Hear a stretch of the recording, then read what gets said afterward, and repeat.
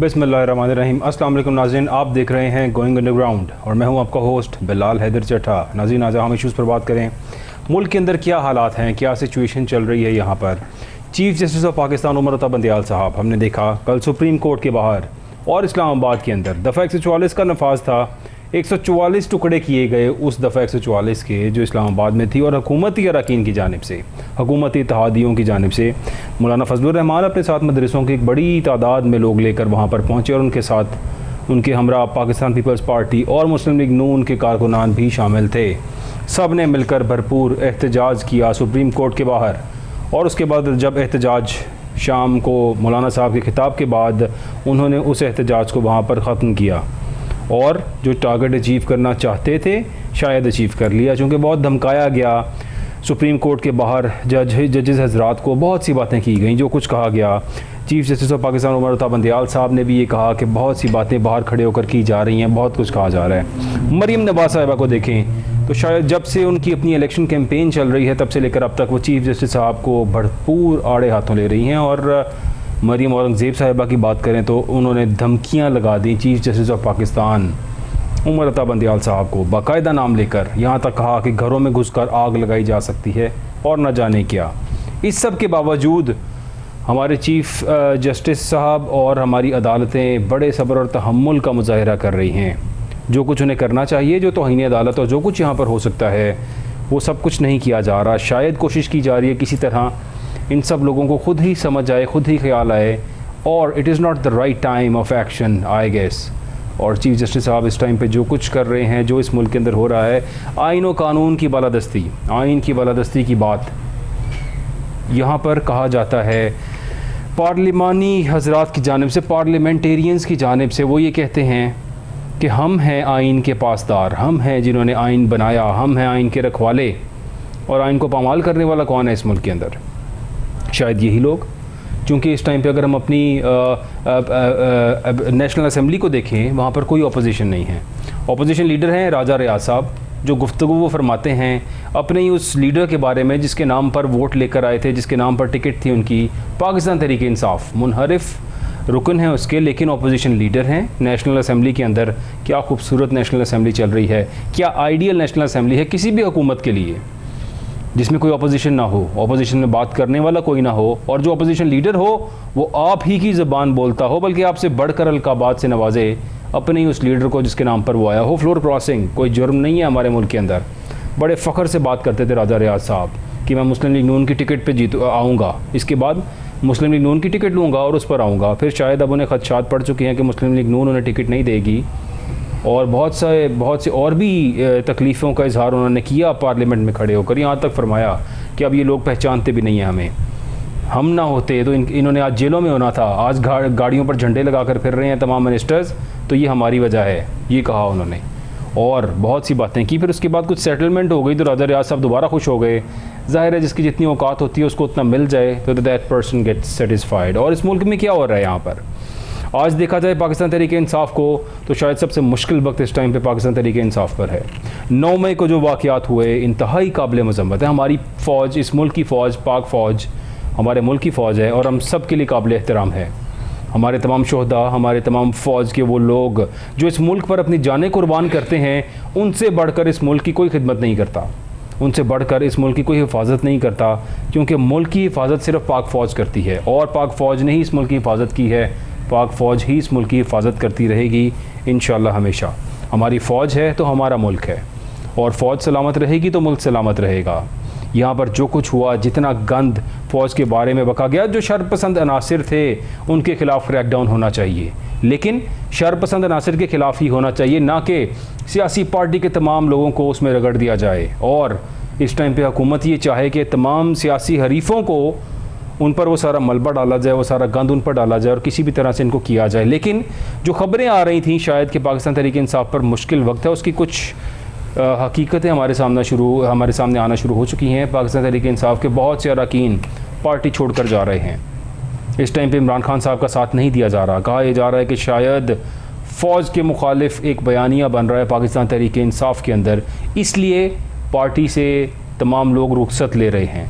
आहिस्ता आहिस्ता एक एक कर बड़े इंपॉर्टेंट नेम सामने आ रहे हैं। शाहिद अली जैदी साहब का नाम भी आ चुका है कि वो भी पार्टी से जो है वो मुनहरफ हो चुके हैं और वो कह रहे हैं कि वो पाकिस्तान तहरीक इंसाफ का मज़ीद हिस्सा नहीं रहेंगे। सिमिलरली और बहुत से MNAs और बहुत से और नाम अपकमिंग डेज़ के अंदर पाकिस्तान तहरीक इंसाफ की एक सूरत हाल बदलने वाली है। इस पार्टी का क्या अंजाम होगा ये तो वक्त बताएगा, लेकिन शायद जो हुक्मरान हुकूमत में बैठे हुई पार्टीज़ जो चाहती थी, क्या वो अपना टारगेट अचीव करने में कामयाब हो चुकी हैं? क्या इमरान खान साहब का नाम जिस तरह से कहा जाता था, राना सनाउल्लाह साहब की स्टेटमेंट याद करें, कहते थे अब तो दुश्मनी शुरू हो चुकी है, अब या इमरान खान रहेगा तो या हम रहेंगे। क्या इमरान खान ख़त्म होता नज़र आ रहा है? क्या अब राना सनाउल्लाह साहब और PDM का इत्तेहादी जमातें इस मुल्क में रहेंगी? पाकिस्तान तहरीक इंसाफ का कोई नाम लेवा यहाँ नहीं बचेगा? क्या होगा इस मुल्क में, क्या होगा अपकमिंग डेज़ के अंदर? इस सब पे गुफ्तगू करने के लिए हमारे साथ स्टूडियोज़ में मौजूद हैं ज़मीर अफाकी साहब। Sir thank you so much for joining us. साथ तशरीफ़ फरमा हैं हाफिज़ इसरारुल हक साहब, माहिर कानून है। Thank you so much for joining us sir. अपनी बात का आगाज़ करूँगा ज़मीर अफाकी साहब से। ज़मीर साहब, मुश्किल वक्त तो चल रहा है पाकिस्तान तहरीक इंसाफ पर। जब भी ऐसी सिचुएशन होती है, ज़ाहिर है एक चीज़ हमने देखी किस तरह से क्राउड इकट्ठा हुआ लाहौर के अंदर, किस तरह से जिन्ना हाउस तक उनकी रसाई हो गई, कोई रोक टोक नहीं थी पूरे रास्ते के अंदर।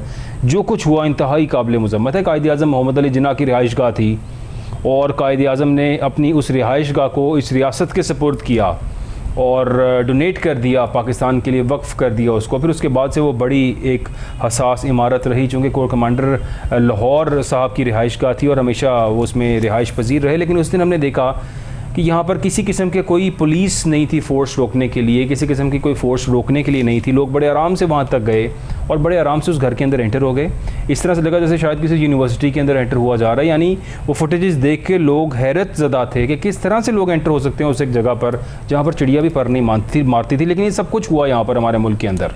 अब इन शरपसंद नासिर के ख़िलाफ़ जिन लोगों ने ये काम किया उनके ख़िलाफ़ ज़रूर एक्शन होना चाहिए, इंतहाई काबिल मज़म्मत है। यानी तमाम हमारी वो प्राइवेट तनसीबात हों, फ़ौजी इमलाक हो, जो जो नुकसान के ज़िम्मेदार हैं उन सब ज़िम्मेदारों को कटहरे में लाना चाहिए है, कैफ़र किरदार तक पहुँचाना चाहिए उन सबको। लेकिन क्या इसका मिसयूज़ तो नहीं होगा यहाँ पर? ज़मीर अफाकी साहब। बहुत शुक्रिया जलाल साहब। आपका इब्तदाइया काफ़ी एक समझ लें कि वो लाइन देता है कि किस तरह से हमने आगे चलना है जी। एक्चुअली आपने फरमाया कि वो किस तरह से वहाँ तक पहुँच गए जहाँ पर चिड़िया भी पर नहीं मारती। उसमें मतलब ख्याल ये किया जा रहा है कि कोर कमांडर साहब या उनकी फैमिली या वहाँ पर जो लोग थे उनको शायद इस बात का अंदाज़ा ही नहीं था। उन्हें अंदाज़ा था कि एक सियासी पार्टी है, सियासी पार्टी के लोग हैं और सियासी पार्टी के लोग इस तरह से पुरतशद्दद और इस तरह से घरों में घुस के लूट मार नहीं करते। तो वो ये ख्याल उनका, और उन्होंने ये उनका मतलब यही था कि हमारे अपने ही लोग हैं तो अपने लोगों के ऊपर जो है कोई इस तरह की एक्ट या एक्शन नहीं लेना चाहिए। लेकिन वो तो बहुत बाद में जब सारे लोग अंदर गए और फिर उसके बाद जो कुछ मंजर आम पे आया जिसका आपने इजहार भी किया है वो फिर एक हॉरेबल हुआ। उसके बाद फिर एक सिचुएशन ही चेंज होगी ना, एक सिनेरियो ही चेंज हो गया। वो सिनेरियो इस तरह से चेंज हुआ कि एक जिसे आप सियासी पार्टी कह रहे हैं वो सियासी पार्टी से मुतशद्दद और उसके ऊपर अब दहशतगर्द पार्टी का भी लेबल जो है ना लगना शुरू हो गया है। और ये बहुत सारी बातें हैं जिस पे हम जो है ना बहुत कुछ चीज़ें हम डिस्कस कर सकते हैं, कुछ नहीं कर सकते। लेकिन अलमिया ये है कि ये एक अफसोसनाक सूरत हाल पाकिस्तान की तारीख में पहली मरतबा हमें देखने को मिली। एहतजाज हमेशा होते आ रहे हैं, ये सियासी मतलब यानी जमहूरी मुल्क है, जमहूरियत में एहतजाज हर आदमी का हक है, लेकिन उसके भी एक तरीक़ेकार हैं। पहले भी कई मरतबा तोड़ फोड़ भी होती है, अमलाक भी जलती हैं, गाड़ियाँ भी जलती हैं, पुलिस की वैन भी जलती है, पुलिस के साथ झड़प में पुलिस के लोग ज़ख्मी भी होते हैं, बल्कि कई मारे भी जाते हैं। इसी तरह से मुखालफिन में भी हमारे स्टूडेंट्स यूनियन के साथ भी बेशुमार चीज़ें होती रही हैं। लेकिन पाकिस्तान की तारीख में ये जो हुआ है इस मरतबा जो है पहले यानी हम देख रहे हैं कोर कमांडर हाउस या जनाह हाउस, फिर पेशावर में रेडियो पाकिस्तान, मेट्रो बसें, यहाँ तक कि एक एम्बुलेंस से एक मरीज़ को उतार कर उसे भी जलाया गया। ठीक है। और ये जंगों में भी मेरा ख्याल है कि एम्बुलेंस को नहीं जलाया जाता। ये बहुत हॉरेबल है।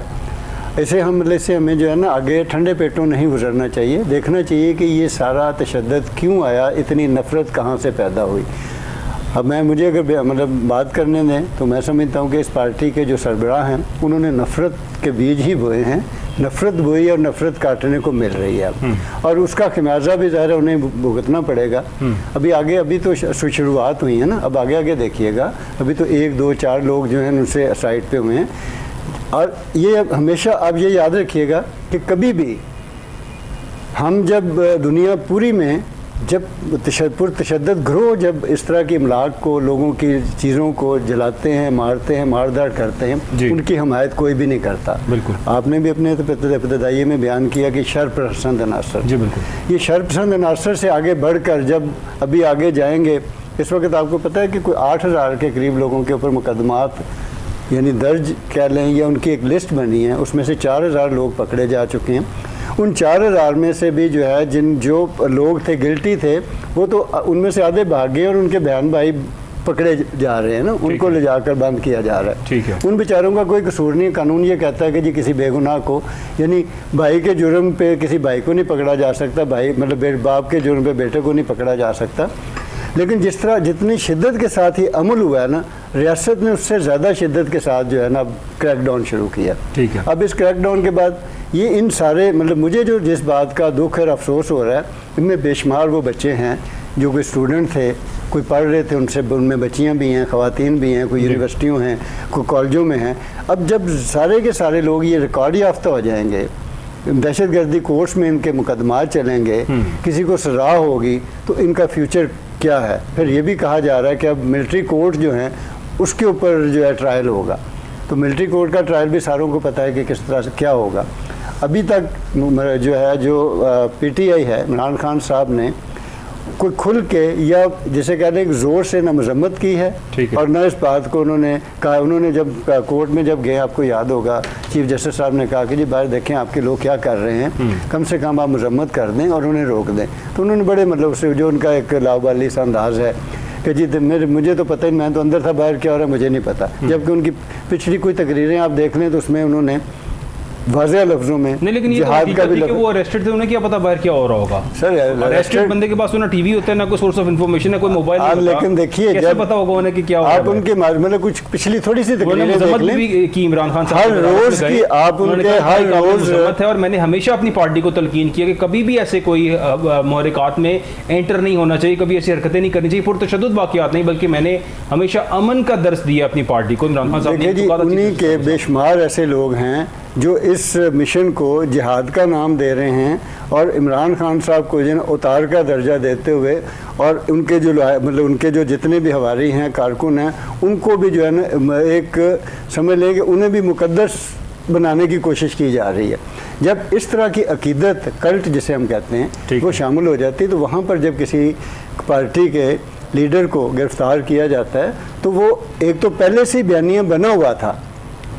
फजलुर रहमान का जो एहतजाज था सुप्रीम कोर्ट के बाहर, उसके बारे में क्या ख्याल है आपका? वो देखिए, अब ये रद्द-ए-अमल की सियासत है सर। अब बात ये कि जिस तरह जो कुछ आप मतलब कर गुजरे हैं ये, और जो कुछ सुप्रीम कोर्ट की तरफ से सामने आया है, सुप्रीम कोर्ट पे क्या रद्द-ए-अमल देना था मौलाना साहब ने? देखे ना जी, एक बंदे को एक मतलब कहा यह जा रहा है ना कि मुलज़म है, जैसे आप पकड़ा है, नैब ने पकड़ा है, अंडरगो है, उसमें रिमांड है। शौकत सिद्दीकी साहब फरमाते हैं कि जी रिमांड में जो है ना किसी की बेल भी नहीं ली जा सकती। अच्छा, आप उन्हें मर्सिडीज़ गाड़ी भेज कर बुलाते हैं और उन्हें बाकायदा खुश आमदेद कहते हैं, उनको प्रोटोकॉल देते हैं और फिर उन्हें कहते हैं कि आप हमारी कस्टडी में। आने से पहले रिमार्क्स ये दिए गए, उस केस को फॉलो अप किया गया। जब उनके पास दरख्वास्त मौसूल हुई है, उस दरख्वास्त को देखा, केस को देखा, स्टडी किया और उन्होंने कहा कि गिरफ्तारी ही गलत हुई है। अच्छा जी, उन्होंने कहा this all situation has to be reversed, ये वहाँ से रिवर्स होगा सारा वाक़या। हम देखते हैं कि इस दुनिया के अंदर वक्त वापस नहीं जाता, लेकिन चीफ जस्टिस साहब ने वक्त को वापस भेजा। इमरान खान साहब की जहाँ से गिरफ्तारी हुई थी, जिस पॉइंट से, चूंकि उन्होंने कहा ये गैर कानूनी थी गिरफ्तारी, और अगर गिरफ्तारी गैर कानूनी थी तो फिर ये सारा कुछ वहां से स्टार्ट होना चाहिए है। इस मैटर के ऊपर चूंकि एक शख्स की गिरफ्तारी ही गलत हो गई थी तो वो गिल्टी नहीं था।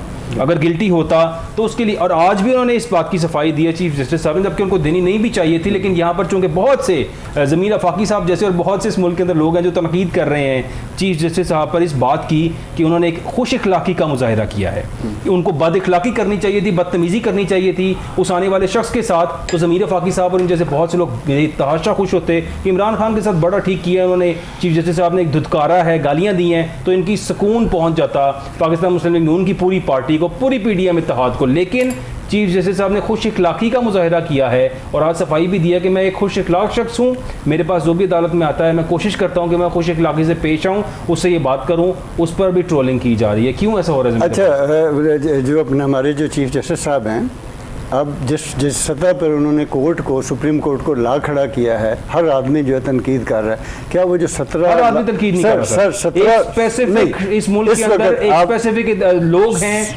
पीडीएम इत्तेहादी जमातें हैं जिनके आपका फैसला नहीं आ रहा, तनकीद कर। अपने किसी रिपोर्टर को बाहर भेजें रोड के ऊपर और आम आदमी से राय लें, आपको उसका भी अंदाजा हो जाएगा। और दूसरी एक बात मुझे कह लेने दीजिए, 17 लाख के करीब केस जो बंद हैं, क्या सबके साथ वो इसी तरह से खुश इखलाकी का मुजाहरा करते हैं? ऐसे ही करते होंगे चीफ जस्टिस साहब उनके बकौल।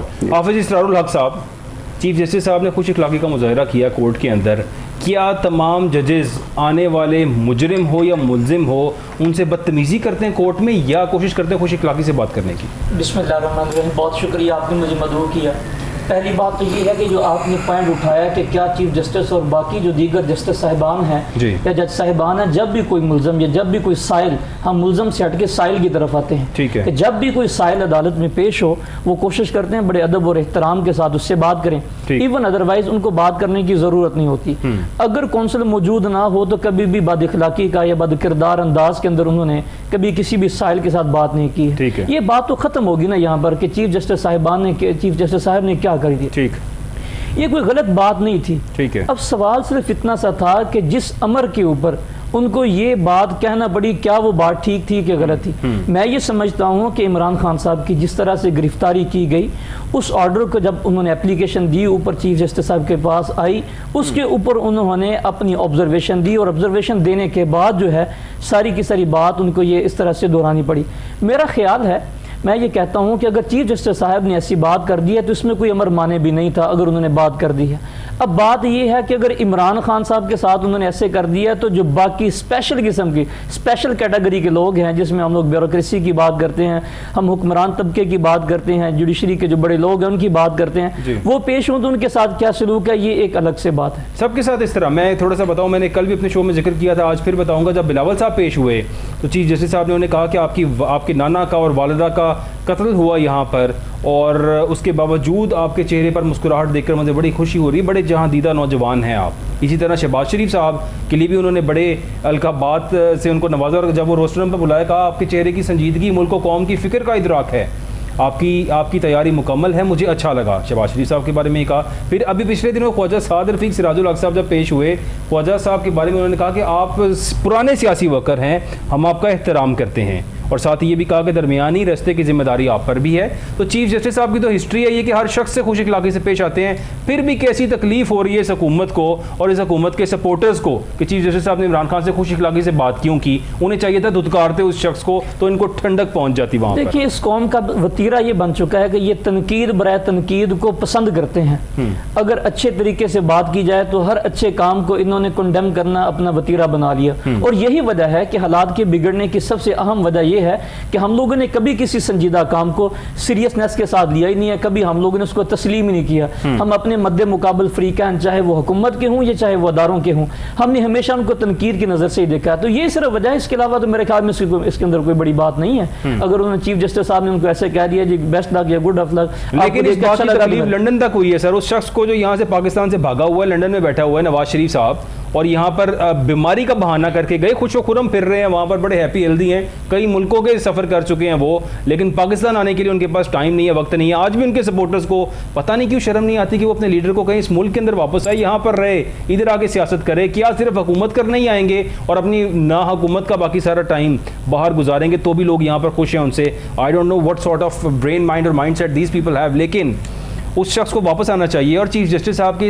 इन गुड गेस्चर का, गुड रिमार्क्स की तकलीफ लंदन में भी हुई मियां नवाज शरीफ साहब को। उन्होंने बड़ा बुरा मनाया वहाँ पर बैठे हुए कि क्यों एक शख्स के साथ इस खुश इखलाकी से बात की गई, ऐसे बात नहीं होनी चाहिए थी। जबकि जितनी दफ़ा भी नवाज शरीफ साहब पेश होते रहे हैं, नवाज शरीफ साहब तो बड़े प्रोटोकॉल से जाते रहे हैं, वो कभी ऐसे अरेस्ट नहीं हुए, कभी ऐसे उनके साथ ऐसा वाक़या पेश नहीं आया जैसा कि इमरान खान के साथ पेश आया।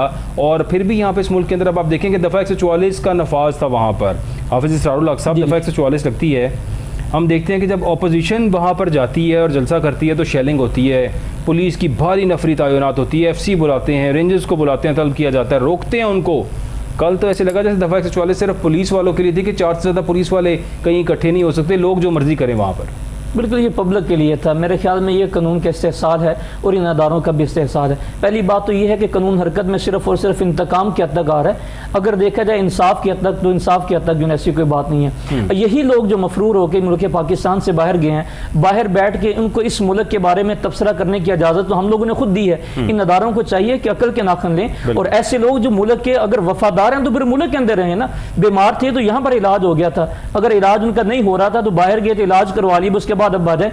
अब उम्रा करने के लिए चले जाते हैं, सैर सपाटे करने के लिए जहां भी दिल चाहता है ये सफर कर लेते हैं। लेकिन पाकिस्तान के अंदर इन अदालतों के अंदर जो बने हुए मुकदमात हैं, उन मुकदमात का सामना करने से ये लोग कासर है। हाँ देखिए, मेरी किसी पार्टी के साथ कोई एफिलिएशन नहीं है, मैं सिर्फ 2 बातें कानून की तनाज़ुर में कर देता हूँ। देखिए, इमरान खान जैसा भी है, हम उसके किरदार की बात नहीं करते, हम उसके कामों की बात नहीं करते, हम उसकी सियासी पार्टी की बात नहीं करते, खिदमात की बात नहीं करते, मुल्क दुश्मनी की बात नहीं हम करते। हम सिर्फ इतनी सी बात करते हैं कि वो जैसा भी है लेकिन इस पाकिस्तान के अंदर है। ये लोग कौन हैं? यहां पर भी असासे बना लिए और मुल्क पाकिस्तान से बाहर भी असासे बना लिए। रिहायशें इनकी वहां पर हैं, औलादें इनकी वहां पर हैं, जीना मरना इनका वहां पर है, इलाज इनके वहां पर है। पाकिस्तान के अंदर इनका है क्या? पाकिस्तान में सिर्फ ये एक काम करना चाहते हैं, इन अदारों के दरमियान में ये तसादुम चाहते हैं। ये अदारे, मैं पहली बात तो ये करता चलूं कि ये अदारा जो हमारा आर्मी अदारा है, ये एक सिर्फ आर्मी की वजह से मुल्क पाकिस्तान नहीं है। तमाम अदारों की बका जरूरी है मुल्क पाकिस्तान की बका के लिए। अब मसला ये है कि हम एक अदारे को ये कह दें कि वो सुप्रीम है, उसके बगैर हमारा मुल्क नहीं चल सकता, तो जो बाकी हैं उनको फिर छोड़ दें। अगर उनके साथ ही ये चलना है तो फिर ये सारी की सारी नहीं, हर इदारे की इज्जत और तकद्दुस है सर। हर अदारे का इज्जत और तकरीम जो है, इसके वजूद को, इसको बरकरार रखना ये तमाम अदारों की जिम्मेदारी है। और ये सारे के सारे जो मसाइल हैं, बिलाल साहब मैं इजाजत के साथ बात करता चलूं, ये जो सारे के सारे मसाइल हैं, इसकी सिर्फ एक बुनियादी वजह है कि हर अदारा इस बाबत फिक्रमंद है कि दूसरा अदारा काम नहीं कर रहा। अपने बारे में कोई फिक्र नहीं है, ना काम करने की जुस्तजू है, ना काम करने की नीयत है, दूसरों की बाबत फिक्र इनको लगी हुई है। तो ये तरीकेकार बिल्कुल गलत है। अच्छा, जिस तरह से भी इन्होंने किया इमरान खान साहब के साथ, देख लें जब से उनकी हुकूमत गई है, मेरा नहीं ख्याल, आप रिकॉर्ड उठा के देख लीजिएगा, कभी मुल्क पाकिस्तान के अंदर कोई ऐसी नागहानी हालात पैदा हुए हों, इमरान खान को उतारा गया, जलसे जुलूस उन्होंने किए बिल्कुल पुरअमन किस्म के थे। इसके अलावा जब उनकी गवर्नमेंट थी, उन्होंने किसी पार्टी को नहीं रोका कि वो अपने जलसे जुलूस ना करें, वो बिल्कुल कभी किसी बिल्कुल देते थे, बल्कि उनको सिक्योरिटी प्रोवाइड करते थे, जी आप लोग बाहर निकलें। अच्छा, अब इमरान खान जब से जैसे वो अंदर गए हैं तो ये सारे के सारे हालात पैदा हो गए। अब जिम्मेदारी क्या बनती है कि इमरान खान जब तक बाहर था कभी ऐसा नहीं हुआ, इन अदारों को नाखन लेने चाहिए होश के कि वो कौन ऐसे अनासर हैं कि जिन्हें मुल्क पाकिस्तान को गैर स्टेबल करने के लिए, अनस्टेबिलिटी की तरफ लेके जाने के लिए जिन्होंने काम ये किया और ये लोग सामने आ गए। जैसे ये साहब ने बात की, अभी तजिया नगार हैं, बड़ी इनकी विजडम है, इन्होंने बात की कि वहां पर तो कोई जा नहीं सकता था, आपने भी इस बात की तईद की। फिर ये कौन लोग थे वहां पर चले गए?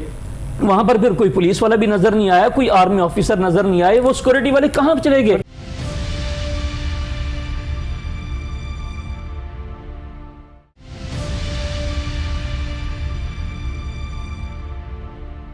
कैंट के एरिया में एंटर नहीं हुआ जाता वहाँ पर बगैर विदाउट चेकिंग। आप नॉर्मल हालात के अंदर एंटर नहीं हो सकते, और ऐसे हालात के अंदर तो फिर हमने इससे पहले देखा जब यहाँ पर पाकिस्तान तहरीक इंसाफ के ऊपर जब यहाँ पर पूरा ऑपरेशन हो रहा था और लोग एहतजाज कर रहे थे, तो कैंट के बाहर आई गेस बख्तरबंद गाड़ियाँ और टैंक्स आ चुके थे इन पोस्टों के ऊपर। लेकिन इस बार ऐसा हुआ कि यहाँ पर कुछ भी नहीं था, वहाँ पर कोई एक शख्स नहीं था, बल्कि जो रूटीन के अंदर फ़ौज और पुलिस होती है वो भी वहाँ पर मौजूद नहीं थी, किसी किस्म की कोई रिटेलिएशन नहीं थी। आई don't know how that has happened. लेकिन आर्मी एक्ट के तहत जो है अब लाहौर में मुकदमात दर्ज हो रहे हैं, इमरान खान साहब का भी नाम आ रहा है वहाँ पर। और मैं थोड़ा सा चाहूँगा, चूँकि माहिर कानून है, अगर आर्मी एक्ट का कोई मुकदमा होता है तो क्या आम अदालत के अंदर किसी किस्म का रिलीफ मिल सकता है उस शख्स को? नहीं, बिल्कुल भी नहीं मिल सकता। पहली बात तो यह है कि कानून की 2 कैटेगरीज हैं, एक है जनरल लॉ और एक है स्पेशल लॉ।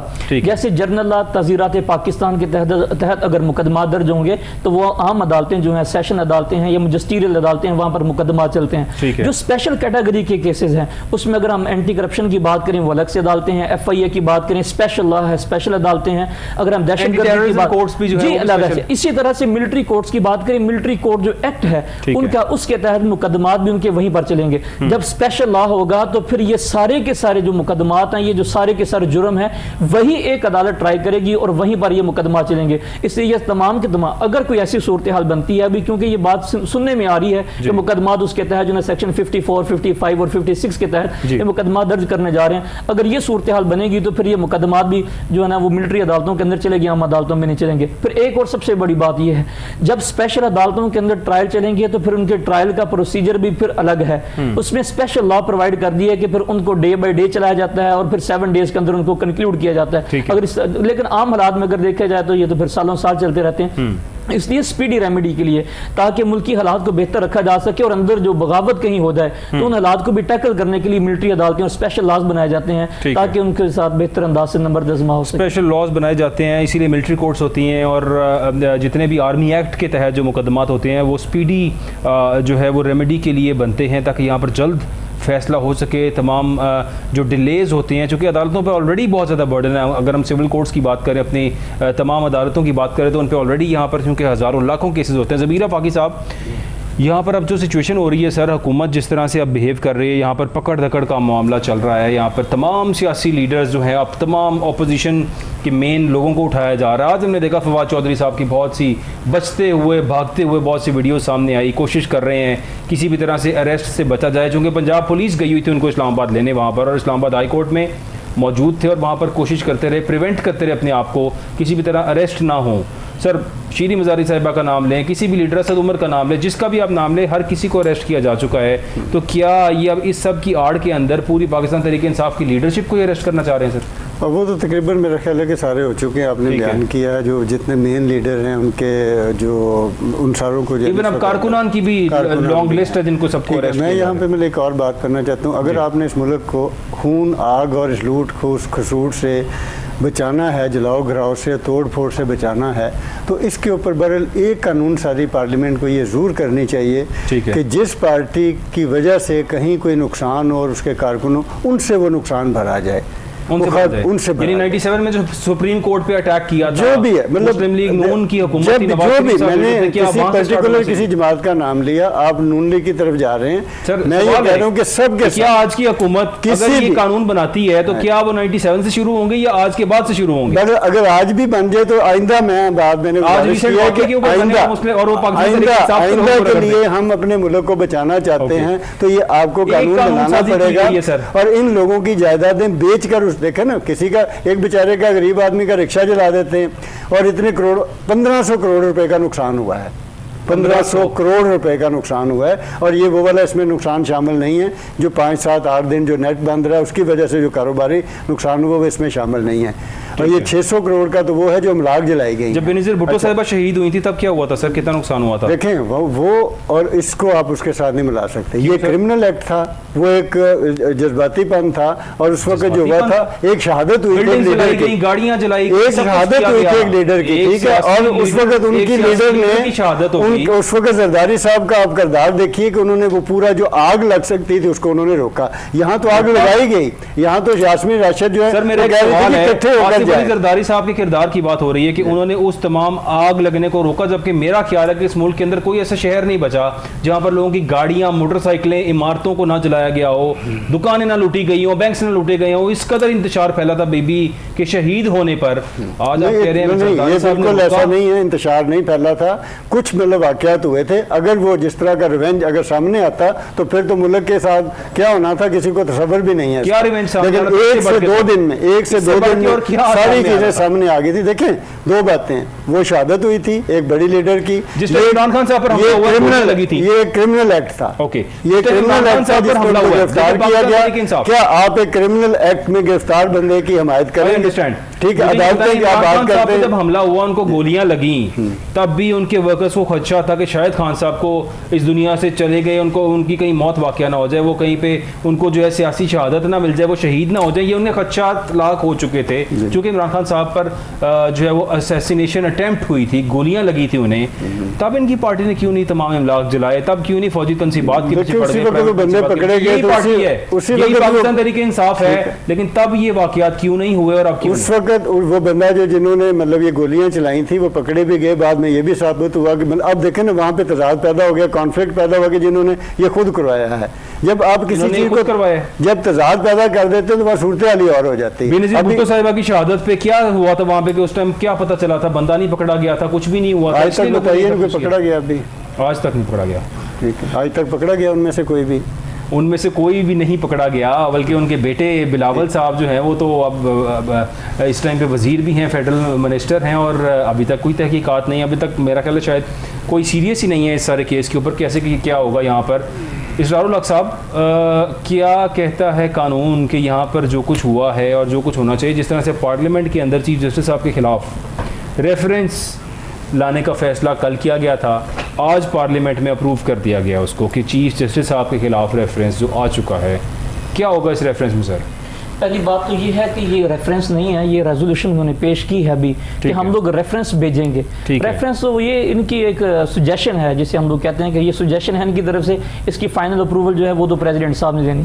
ठीक है, ये इनका राइट है, ये पेश कर सकते हैं रेजोल्यूशन। आप देखेंगे जनाब प्रेसिडेंट साहब अगर वो समझते हैं कि ये बिल्कुल ठीक है और होना चाहिए तो फिर उसके ऊपर वो अप्रूवल भी दे सकते हैं। लेकिन पहली बात तो ये है कि कुछ चीज़ों को इन अदालतों ने देखना होता है, कुछ चीज़ों को पार्लियामेंट ने देखना, और फिर कुछ चीज़ें जो ऐसी हैं उनको अदालतों ने ही देखना होता है, और प्रेसिडेंट की बात करें और पार्लियामेंट की बात करें। ठीक है। अच्छा, अब ये जो मौजूदा सिनेरियो है, क्या एकदम से इनको कौन सी ऐसी आफत आन टूटी है कि हर लम्हे ये अदालत सुप्रीम कोर्ट के ऊपर जनाब हमला, सुप्रीम कोर्ट के जो जस्टिस साहिबान हैं उनके ऊपर हमला, जो दूसरे दीगर अदालतों के जस्टिस साहिबान हैं हाई कोर्ट्स के उनके ऊपर हमला, उनकी जनाब मेरी पावर्स को कर्टेल करने की बात की जा रही है। कानून साजी जब तक ये इक्तदार में थे, जब पहले ये इक्तदार में थे, इनके पास सारे के सारे इख्तियारात थे, मेजॉरिटी भी थी, उस वक्त इनको कौम की भलाई के लिए कानून साजी करने की कोई सोच नहीं आई और कोई समझ नहीं आई, कभी इन्होंने इसकी बाबत नहीं सोचा। जब अपने ऊपर तलवार आन लटकी तो फिर इसके बाद उन्होंने कानून साजी करना शुरू कर दी है। अगर देखें, पहली बात तो यह कि मैं ये समझता हूं कि अब सुप्रीम कोर्ट को इसके अंदर मुदाखलत करनी चाहिए, सुप्रीम कोर्ट को बिल्कुल इसके अंदर एक्शन लेना चाहिए, और ये जो इस तरह के रेफरेंसेस पेश कर रहे हैं या इस तरह की जो सूरत हाल बना रहे हैं या ये जो बिल पास कर रहे हैं या कानून साजी करने जा रहे हैं, इसके ऊपर बिल्कुल स्टे होना चाहिए। सुप्रीम कोर्ट को चाहिए कि इसके ऊपर एक्शन लें, और अगर ये बेचते हैं तो मेरे ख्याल में प्रेसिडेंट साहब को किसी सूरत भी जो ना मुल्क की मफादात को मुकद्दम रखते हुए, मद्देनजर रखते हुए किसी तरह से भी अप्रूवल नहीं देनी चाहिए, और वो देंगे भी नहीं। ज़मीर पाकी साहब, what's your take on that? अदालतों की तरफ से जिस तरह की यानी एक्ट मतलब रिएक्ट किया गया है, और उसी की वजह से ज़ाहिर अगर अदालतें अपनी जिम्मेदारी उस तरह से इंसाफ के हवाले से पूरा करती तो कभी मिलिट्री कोर्ट ना सर, कौन डिसाइड करेगा कि अदालतें इंसाफ कर रही हैं या नहीं? सर, हमारे सामने 17 लाख केसेस पड़े हुए हैं। ठीक है, और उनमें 17 लाख केसेस क्या आज ही ये चंद हफ्तों के अंदर पड़े रहे हैं? जबकि भी हैं, देखें जी, पिछले 3-4 साल से जब रात 12 बजे अदालती फालियत जो है, बंदियाल साहब ने रात 12 बजे अदालत खोली थी कासिम सूरी साहब के रेफरेंस पे, ये मरियम औरंगजेब साहिबा, शहबाज शरीफ साहब, ये पूरी पीडीएम इत्तेहाद कहता था इस मुल्क की, इसका आइन की जीत हुई है और मुल्क के अंदर आज कानून की बालादस्ती हुई है। यही चीफ जस्टिस साहब थे, यही तमाम कोर्ट थी, लेकिन इनके हक का फैसला था तब क्या बयानिया था। आज इनके हक का फैसला, इनकी फेवर की बात नहीं हो रही और हक की बात हो रही है, तो शायद इनको तकलीफ हो रही है। ऐसा क्यों? देखिए, अदालती फालियत जो है इस कदर बढ़ चुकी है पिछले 3-4 साल से, बल्कि बहुत पहले से हम एक साल कबल जब हम ये कहते हैं कि अगर आप लोगों ने चेंज हुआ है, इनके मुताबिक यहाँ पर जो है वोट ऑफ नो कॉन्फिडेंस के थ्रू शहबाज शरीफ साहब वज़ीर आज़म बने, तब तो बड़ी तारीफें हो रही थी चीफ जस्टिस साहब की, इसी अदालत की, इसी सुप्रीम कोर्ट की। तो उस वक्त एक साल बाद क्या हो गया? इमरान खान साहब भी तो अदालतों के ऊपर चढ़ाई करते रहे, कभी वो गए आज तक, अभी इन्होंने कितनी मरतबा उन्हें बुलाया है, एक कितने केस हैं, मतलब वो कहते हैं जी 138 हुकूमत कहती है जी कोई 38 केस हैं, और जितने भी केसों में उनको बुलाया गया, नैब में, किसी छोटे कोर्ट में, बड़े कोर्ट में, वो पेश ही नहीं हुए होते थे। कभी अच्छा। मतलब वो पेश नहीं होते तो फिर ये सारी चीजें उसके बाद में ये पेशियां रद्द अमल देख के रहे तौर पे, हैं, जो और ये पेशियां- पार्लियामेंट को हक है सर, ये पार्लियामेंट को हक है कि वो कानून साजी करे, किसी को बुलाए, अगर गलत सर, हो क्या रहा है पार्लियामेंट कोई भी अदा, हाँ जी। 2/3 मेजोरिटी में पार्लियामेंट होनी चाहिए है, और क्या पार्लियामेंट इस वक्त एग्जिस्ट कर रही है? वो जितने भी लोग हैं, अगर खान साहब निकले हैं तो वो अपनी वजह से निकले हैं। आज जिस हालत में वो पहुंचे हैं वो भी अपनी वजह से पहुंचे हैं, उन्होंने अपने पाँव पे खुद कलाड़ा मारा है ना। लेकिन उन्होंने इस टाइम जो पार्लियामेंट आपको नजर आ रही है, क्या ये ठीक पार्लियामेंट है? ऑपोजिशन बिल्कुल इस वक्त ठीक पार्लियामेंट इसलिए कि मौजूद है, opposition नहीं है वहाँ पे सर। अपोजिशन जितने भी लोग हैं मतलब मौजूद है ना वहाँ पे, कौन लोग पार्लियामेंट तो मौजूद मौजूद है ना। राजा साहब? मतलब डेमोक्रेसी मतलब प्रोसेस है जो चल रहा है, ये उसमें अगर खान साहब democracy है निकल सर? गए, उसमें उनके भी कितने लोग मतलब वापस आए हैं दोबारा से, किनके? पीटीआई के लोग भी मौजूद वापस आए हैं ना बाद में, जिन्होंने मतलब इस्तीफे दिए थे, फिर बाद में उनको नहीं उन्होंने एक्सेप्ट किया। But they are not allowed to sit in the वो तो जब उनका बिल्कुल ही मतलब ना हो, लेकिन मकसद ये है कि स्पीकर साहब ये कहते थे कि अगर ये लोग मेरे पास एक एक करके आएंगे तो मैं इस्तीफा मंजूर करूंगा। फिर एकदम से सारे इस्तीफे मंजूर कर लिए, बारहा झूठ बोलते रहे कौम के सामने, सारी कौम गवाह इन बातों की। कौन क्या कर रहे हैं यहाँ पर? किसी का मयार ही नहीं है सच बोलने का। ज़मीर फाकी साहब, ये पार्लियामेंट जिसकी आप बात कर रहे हैं, इस पार्लियामेंट के अंदर खड़े होकर रोजाना झूठ बोलते हैं लोग, रोजाना वो बातें करते हैं। न जाने आपको पार्लियामेंट क्यों इतनी अच्छी लग रही है? नहीं, मार इसलिए अच्छी लगती है कि दुनिया में वाहिद एक ही निज़ाम है आपका, जमहूरी निज़ाम है, वो क्या चलता हमारे रहे। मुल्क में जमहूरियत है सर? बिल्कुल इस वक्त जो चल रही है वो जमहूरियत, इस वक्त जो है जमहूरियत है, इस ऑपोजिशन वक्त जो लेस, चल रही है पार्लियामेंट ऑपोजिशन लेस हो तो इस जमहूरियत वक्त जो है। चल रही है हम उसे कहते हैं वो जमहूरियत है, और इस प्रोसेस को चलते रहना चाहिए, यानी इसको कि अपना अगर दुनिया टर्नओवर की पूरा किसी करना पार्लियामेंट के चाहिए। अंदर ऑपोजिशन ठीक ना है। हो तो आपके मुताबिक वो जमहूरियत है, और जहां पर ऑपोजिशन हो किसी भी बात यह है कि ज़ाहिर है वो जो उनका फॉरवर्ड ब्लॉक बना है, जिनका भी आपने जिक्र किया, राजा रियाज साहब जो हैं, वो भी तो एक opposition 4-5 लोगों का है। forward एक block। बंदा भी हो तब भी जमहूरियत, वो अपना अपोजिशन ही होती, वो ये इशरारुल साहब, पार्लियामेंट की आप माहिर कानून है, लेकिन जाहिर आप भी चीज़ों को समझते हैं। पार्लियामेंट के अंदर इस टाइम पे कोई ऑपोजिशन नहीं है। आप थोड़ी सी बात न्यूट्रल करेंगे, मैं इसलिए आपसे सवाल कर रहा हूँ। यहाँ पर जो कुछ हो रहा है सर, पार्लियामेंट ऑपोजिशन लेस है, क्या आपको भी डेमोक्रेसी नज़र आती है पार्लियामेंट के अंदर? इसे डेमोक्रेसी नहीं, सिर्फ मजाक कहेंगे, जो कि इस मुल्क पाकिस्तान के कानून के साथ जब से ये बना है जी। उस वक्त से हो रहा है, इस्तेहसाल है। पहली बात तो ये है कि पार्लियामेंट का काम है कानून साजी करना, और बेसिक इंग्रेडिएंट है पार्लियामेंट का कि उसकी 2/3 मेजोरिटी होनी चाहिए। किन में से टोटल मेंबरान की 2/3 मेजोरिटी होगी तो फिर उसके बाद गवर्नमेंट जो है ना वो एक तरफ होगी। अब मुझे ये बताएं कि कौन सा बिल है जो कि 2/3 मेजोरिटी के साथ हो रहा है? यहाँ पे कोई भी नहीं, एक भी बिल ऐसे पास यहाँ नहीं तो हो रहा। ऑपोजिशन ही कोई नहीं, अपोज कौन करेगा? राजा रियाज साहब तो तारीफें करते हैं इसी हुकूमत की, कौन सी ऑपोजिशन लीडर है? वो वेरी फनी है राजा रियाज साहब को ऑपोजिशन लीडर होना। सर वो देखें दोनों आपस में, मैं अब क्या मिसाल दूं कि दोनों पार्टियां आपस में अब मिल गई हैं, अपोजिशन भी और गवर्नमेंट भी। सर वो उसके चाहते बाद हैं जो मुस्लिम लीग नून की टिकट लेना, opposition leader of the parliament चाहता है उस पार्टी की टिकट लेना जो इसमें बरसर इक़्तिदार। बिलाल साहब, मुमकिन है कि ये भी ना कहीं हो जाए कि जनाबी अपोजिशन लीडर जो होगा वो भी हमारी पार्टी का होगा, जिस पार्टी की गवर्नमेंट होगी उसी का अपोजिशन लीडर होगा। सर फिलहाल तो है, लेकिन हो सकता है शायद आगे ये भी कानून बन जाए मुमकिन कि है कि हमारी ही हुकूमत के लोग ही ऑपोजिशन में बैठेंगे, चाहे ताकि जो हमारा दिल करे हम करें। मुमकिन है यहाँ कि पर एक और बात, आपके प्रोग्राम की तवज्जो से शायद ये बात उनको पहुंच जाए तो वो शायद इसके ऊपर भी एक नई लेजिस्लेशन करने सर के शायद लिए। मुझसे इससे पहले उनको पता होगा, उनका दिल तो करता होगा ये करने का, क्योंकि इस टाइम जो पार्लियामेंट वो एंजॉय कर रहे हैं, जो हुकूमत वो एंजॉय कर रहे हैं, ये आइडियल है किसी भी हुकूमत के लिए कि जहाँ पर ऑपोजिशन ही कोई ना हो, जो दिल करे वो करें, कोई पूछने वाला ना हो।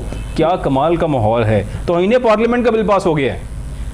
एक और खुशखबरी है इस कौम के लिए, तो इन्हें पार्लियामेंट का बिल भी पास हो चुका है। New term has been introduced by the parliament, जिसमें कोई 2/3 मेजोरिटी नहीं है, कोई ऑपोजिशन नहीं है, जो दिल कर रहा है वो किया जा रहा है वहाँ पर। तो इन्हें पार्लियामेंट का जो बिल पास हुआ इसमें 6 माह कैद और 10 लाख रुपए तक का जुर्माना आयद होगा उस शख्स पर जो तौहीन पार्लियामेंट करेगा। क्या है तौहीन पार्लियामेंट इशरारुल साहब? अच्छा, पहली बात तो ये है कि तौहीन हमने आज तक जो कॉन्स्टिट्यूशन के अंदर पढ़ी है तौहीन अदालत है, ठीक, लेकिन ये बात पहली दफ़ा इंट्रोड्यूस हुई, अभी एक लेटेस्ट जजमेंट आई सुप्रीम कोर्ट की, जिसमें उन्होंने कहा कि हमें ऑनरेबल कोर्ट भी ना कहा जाए, हमें एपेक्स कोर्ट भी ना कहा जाए, और हाई कोर्ट को जाए उसको भी ऑनरेबल कोर्ट ना कहा जाए। हाई कोर्ट को हाई कोर्ट कहें, सुप्रीम कोर्ट को सिंपल सुप्रीम कोर्ट कहें। और कहा कि अगर आप ये इस तरह से कहते हैं तो ये फिर हमारी तजलील है। क्या आप कभी इस तरह से कहते हैं कि ऑनरेबल पार्लियामेंटेरियन? कभी आज तक नहीं कहा। तो ये इसके ऊपर उन्होंने एक लेटेस्ट व्यू आ गया है, PRD 2023 सुप्रीम कोर्ट जो है 260 उसके अंदर उन्होंने हेल्ड कर दिया। अच्छा, अब ये जो अभी आपने बात की है कि तौहीन पार्लियामेंट, तौहीन पार्लियामेंट अब क्या है? पार्लियामेंट के अंदर दमा चौकड़ी इनकी है, जो दिल चाहे ये कर सकते हैं। अब इसका मतलब ये हुआ कि फिर असेंबलियां जो हैं, जो पार्लियामेंट है, जो दिल चाहे वो करें, कोई बंदा उनको पूछने वाला ना हो, अदालतें उनके ऊपर कोई किसी किस्म का एक्शन ना ले सकें, बाहर जो अदारे बैठे हुए हैं उनकी बाबत कोई बात ना कर सकें, ये अपने मफादात को मुकद्दम रखते हुए कोई भी बिल पास करवा लें। और यही तो चीजें पिछले चंद दिनों में देखने के लिए आई हैं कि नैब कवानीन के अंदर भी इन्होंने तरमीम करवा ली, वो इसलिए करवाएं कि ज़ाती मफादात इनके जो उन्होंने प्रायोरिटी के ऊपर रखे थे उसके अंदर आ गई। इसी तरह से अभी इन्होंने मार्केट कमेटीज़ जो हैं उसके हवाले से उन्होंने कर दी, जहाँ जहाँ पर इनको बेनिफिट्स मिल रहे हैं उस हवाले से इन्होंने लेजिस्लेशन कर ली।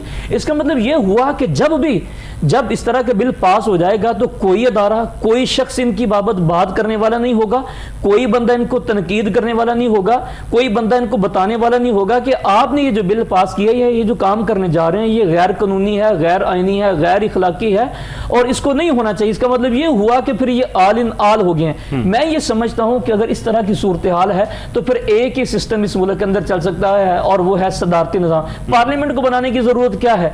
जब एक प्राइम मिनिस्टर ने ये बात कह देनी है कि जनाब मैं जिस तरह से कह रहा हूं उस तरह से हो जाए, बिल जो मैं पास करवाना चाहता हूं उस तरह से पास हो जाए, जो कानून मैं अपनी मर्जी का बनवाना चाहता हूं उस तरह से बन जाए, तो फिर एक ही काम कर लेना, सदारती निज़ाम ले आए और फिर उसके बाद एक सदर साहब बैठे, जो दिल चाहता है वो करें, नीचे वाले को कह दें आप इसकी इंप्लीमेंटेशन कर दें, इसके अलावा कोई बात नहीं है। बहरहाल ये तजलील है, ये मजाक है मुल्क के साथ, अवाम के साथ, और इस मुल्क के साथ और इस अवाम के साथ मजाक ही आज से नहीं हो रहा, ये शुरू दिन से हो रहा है और ये होता रहेगा जब तक हम लोग अपने हकूक के तहफ़्फ़ुज़ के लिए खुद बात नहीं करेंगे, हम लोग नहीं निकलेंगे। जिस तरह से अभी आपने बात की अपने प्रोग्राम के आगाज़ के अंदर कि कल जिस तरह से ये सुप्रीम कोर्ट के बाहर बैठ के इन्होंने धरना दिया, फिर डराने धमकाने की कोशिश की, फिर सल्यूटें, मैंने क्या, मैं तो देखता रहा हूँ, कुछ वीडियोस आपने भी देखी होंगी डेफिनेटली, कि वो इस तरह से जैसे आर्मी चीफ उन्होंने उसको सल्यूट्स कर रहे हैं और वो सारा कैसा। अब ये क्या मजाक है?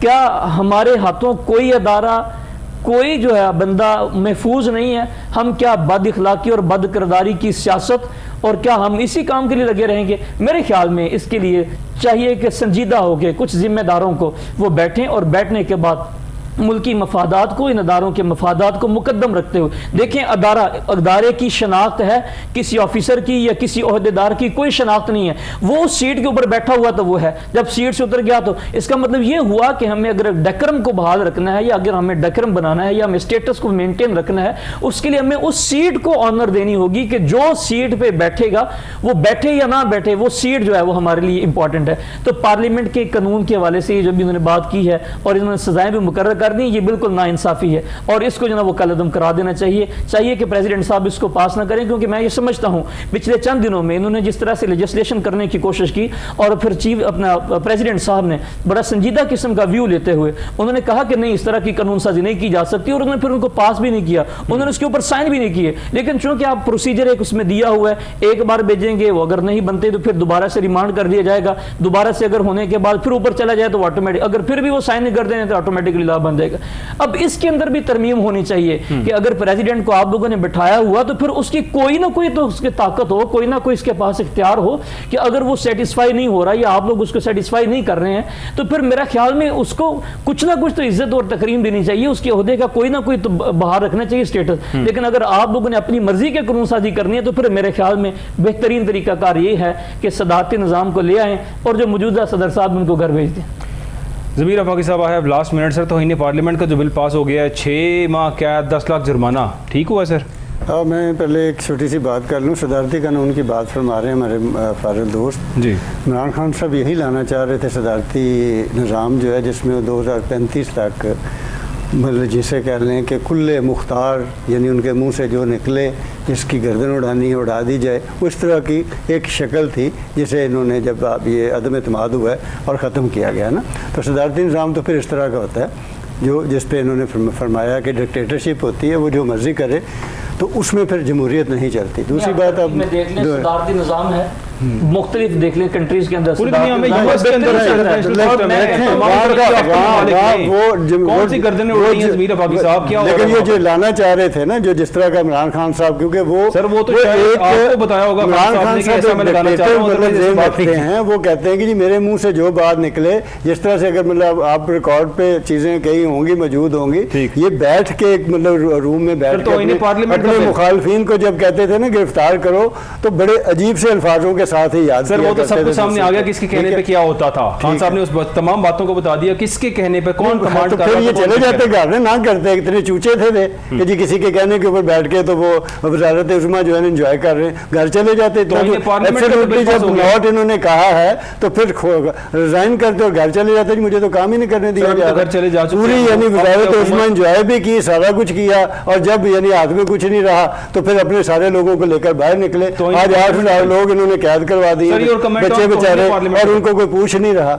जमीर साहब तौहीन पार्लियामेंट जो है, ज़ाहिर है ये तो कानून साजी है पार्लियामेंट की, उसके बारे में जिस तरह से तौहीन अदालत है, अब तो आपके फौज के अदारे के खिलाफ भी आप बात नहीं कर सकते, और कई अदारे हैं, ये बनते जा रहे हैं कानून जो है ना, इसको ठीक बन अवाम- रहे हैं। नहीं ठीक बन रहे हैं, गलत? मतलब मैं इस तरह के सारे कवानीन जो हैं वो जहाँ पर आप आवाम की आवाज़ दबाएं, आज़ादी राय को दबाएं, वो कोई कानून सही हो ही नहीं सकता।